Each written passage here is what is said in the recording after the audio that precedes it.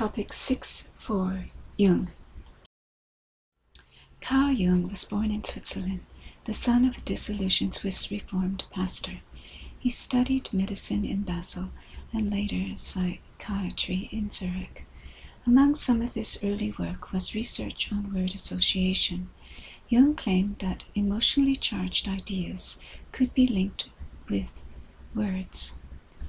When Jung met Freud in Vienna in 1907, he was familiar with the latter's work, and they talked non-stop for 13 hours. Until his break with Freud in 1912, Jung was seen as Freud's successor. Jung's investigations into myths, legends, and fairy tales led him to reject Freud's reduction of instincts to either self-preservation or sexual roots. Subsequently, Jung suffered a deep depression, during which he thought that he was going insane. However, this time was to provide Jung with a deeper understanding of the unconscious, and in his later work he would focus upon those elements such as dreams, symbols, art, and fairy tales that provide a window into the processes of the unconscious. Jung suggested that crisis could inspire a person to strive towards psychic wholeness and integration, a process that he called individualization. Through the writings of such people as Morton Kelsey and John Sanford, two Anglican priests, Jung's work has influenced contemporary writing on spirituality. Jung introduced several concepts that, to varying degrees, have been used as conceptual tools for inner growth. For example, the personal and collective unconscious. According to Jung, the unconscious describes those mental contents or processes that are inaccessible to the ego. Anthony Stevens writes that the personal unconscious is the product of interaction between the collective unconscious and the environment in which the individual grows up. Everything of which I know, but of which I am not at the moment thinking, everything of which I was once conscious, but now have forgotten, everything perceived by my senses, but not noted by my conscious mind, everything which, involuntarily and without paying attention to it, I feel, think, remember, want, and do, all the future things which are taking shape in me and will sometime come to consciousness, all this is the content of the unconscious. Besides these, we must include all more or less intentional repressions of painful thoughts and feelings. I call the sum of these contents the personal unconscious. The functional units of which the personal unconscious is composed are complexes, and this is as true of healthy people as it is of people who are neurotic or psychotic. While Freud conceived of complexes as involved solely in illness, Jung saw them as essential parts of the healthy mind. According to Jung, the collective unconscious contains the whole spiritual heritage of mankind's evolution, born anew in the brain structure of every individual. The unconscious is the source of the instinctual forces of the psyche and of the forms or categories that regulate them, namely the archetypes.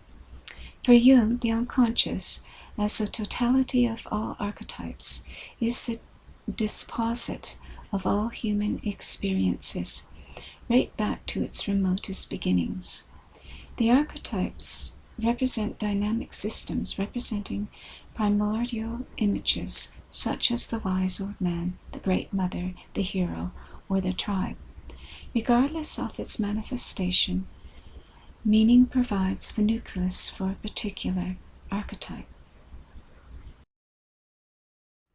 Influenced by the Chinese concept of yin, feminine, and yang, masculine, Jung's theories are characterized by the principles of bipolarity or opposites.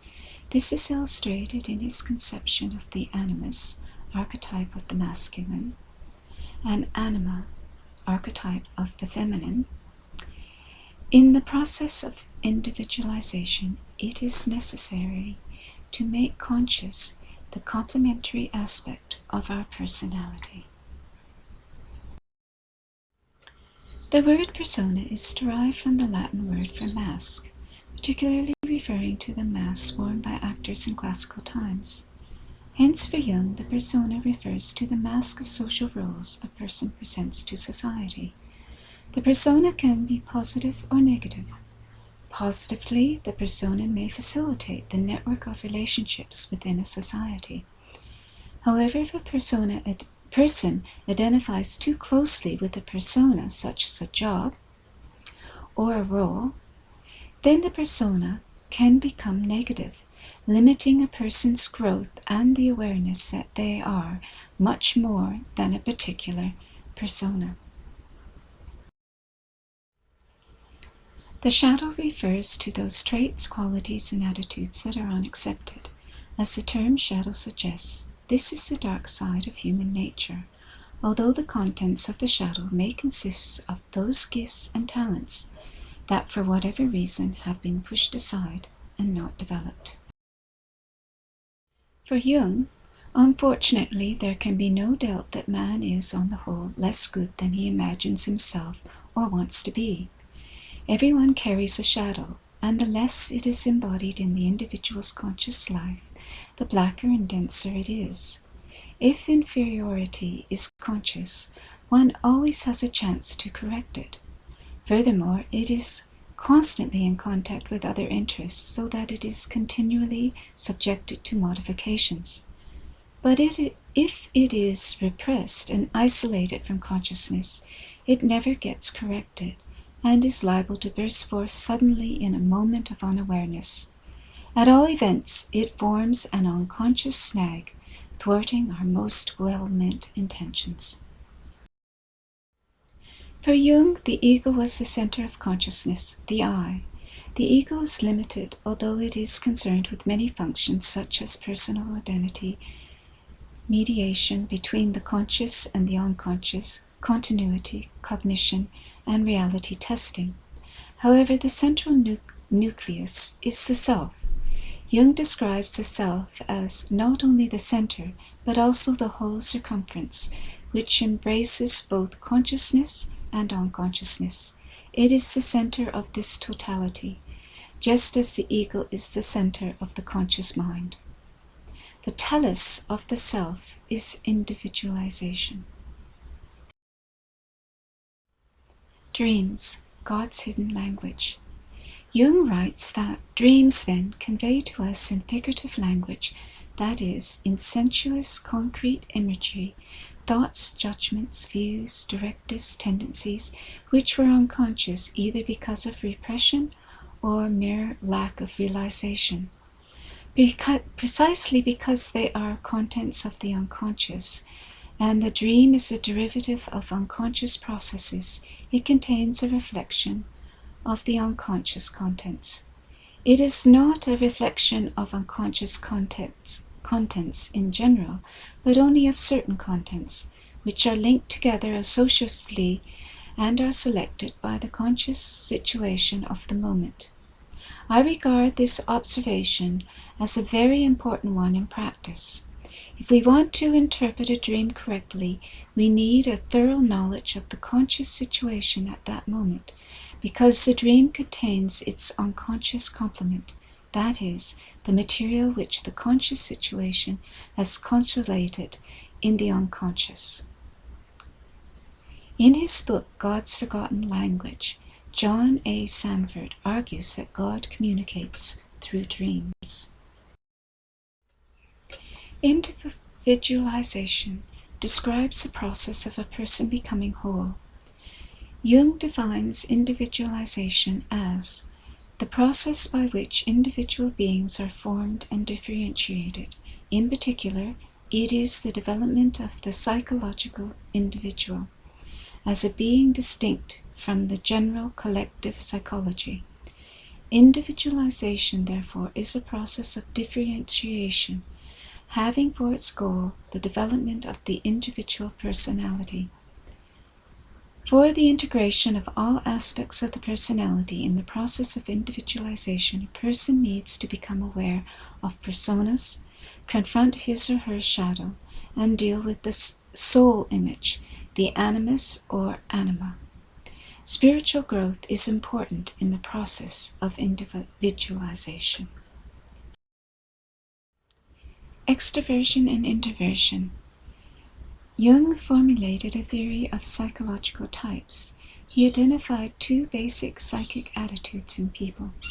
Extroverts are excited and energized by the external world, whereas introverts gain their energy from the internal world. In addition to these basic attitudes to the world, Jung identified further functions of the consciousness: thinking, feeling, sensation, and intuition. Thinking gives meaning and understanding through identification, naming, and linking. Feeling weighs and values through a particular perspective. Sensation perceives through the senses. Intuition is a sense of something, possibilities, without conscious proof.